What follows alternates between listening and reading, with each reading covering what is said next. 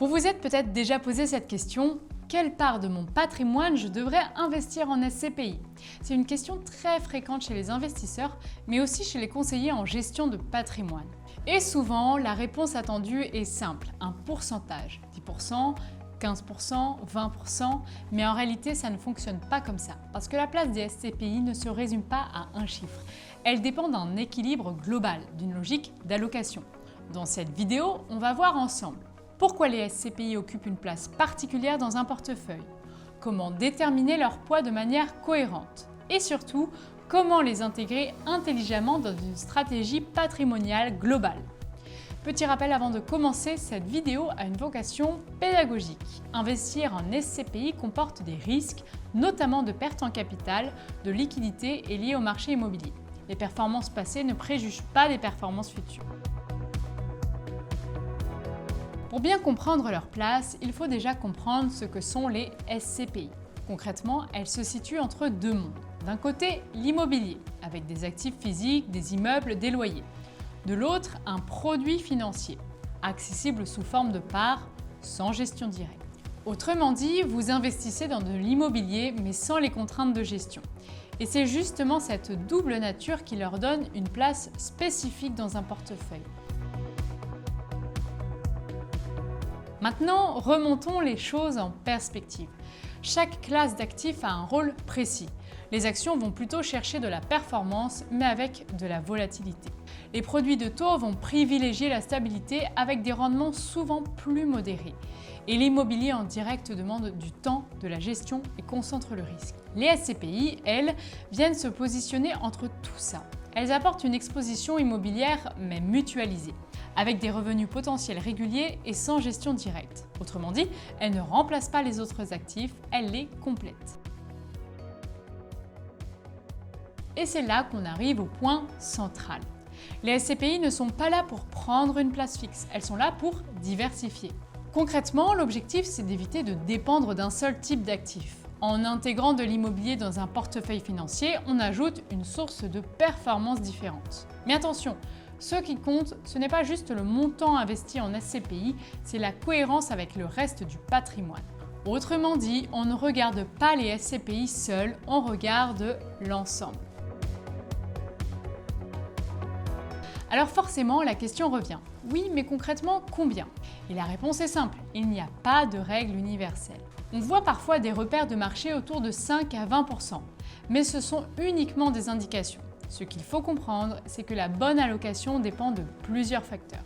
D'abord, votre patrimoine global. Plus il est important, plus la diversification est possible. Ensuite, votre horizon d'investissement. Les SCPI s'inscrivent dans le long terme. Et enfin, votre sensibilité au risque, votre besoin de revenus ou votre recherche de stabilité. Autrement dit, la bonne proportion est celle qui correspond à votre situation. Autre point important, l'équilibre. Si vous concentrez trop votre patrimoine sur un seul actif, vous augmentez votre risque. Mais à l'inverse, si vous multipliez trop les supports, vous perdez en lisibilité. Les SCPI doivent donc s'intégrer dans une logique globale, en complément, pas en isolation. Maintenant, voyons un point très concret. La place des SCPI dépend aussi de votre objectif. Par exemple, si vous cherchez des revenus complémentaires, elles peuvent prendre une place plus importante. Si vous voulez diversifier un portefeuille financier, elles apportent une brique immobilière. Et si vous êtes dans une logique long terme, elles peuvent combiner revenus et valorisation progressive. Autrement dit, leur rôle change selon votre stratégie. Prenons un instant pour comparer. Avec l'immobilier en direct, vous avez le contrôle mais aussi les contraintes. Avec les SCPI, vous déléguez totalement la gestion et vous mutualisez les risques. Face aux placements financiers, les SCPI ont une particularité importante. Elles évoluent selon des cycles immobiliers différents des marchés financiers.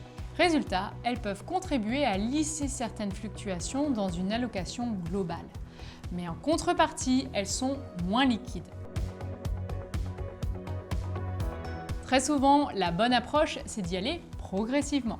Investir en plusieurs fois permet de lisser le point d'entrée. Autre levier, le mode de détention. Pleine propriété, démembrement, investissement programmé, Chaque solution répond à un objectif différent. Et surtout, il faut accepter que l'allocation évolue, avec le temps, avec les marchés, avec votre situation personnelle. Les SCPI ne sont pas figées, elles s'ajustent dans une stratégie globale.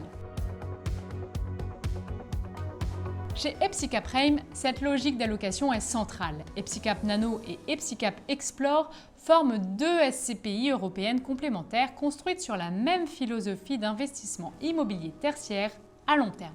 Epsicap Nano cible des actifs small caps d'une valeur unitaire généralement inférieure à 10 millions d'euros avec une logique de diversification sur un large spectre de biens. Epsicap Explore vient compléter cette stratégie en s'orientant vers des actifs de volume plus importants et se distingue également par l'absence de commission de souscription. Alors, quelle place donner aux SCPI ? La vraie réponse, c'est qu'il n'y a pas de réponse toute faite. Les SCPI ne sont pas un pourcentage, ce sont une brique d'équilibre. Elles permettent d'introduire de l'immobilier, de diversifier et de structurer des revenus dans le temps. Mais leur intégration doit toujours se faire dans une vision globale, parce qu'en gestion de patrimoine, ce n'est pas le produit qui compte, c'est la cohérence de la stratégie. Si vous souhaitez aller plus loin et construire une allocation cohérente avec les SCPI, vous pouvez réaliser une simulation directement sur epsicap.fr ou prendre contact avec nos équipes. Et si cette vidéo vous a aidé à mieux comprendre la place des SCPI dans un patrimoine, pensez à liker, à vous abonner et à consulter epsicap.fr pour aller plus loin. À très bientôt!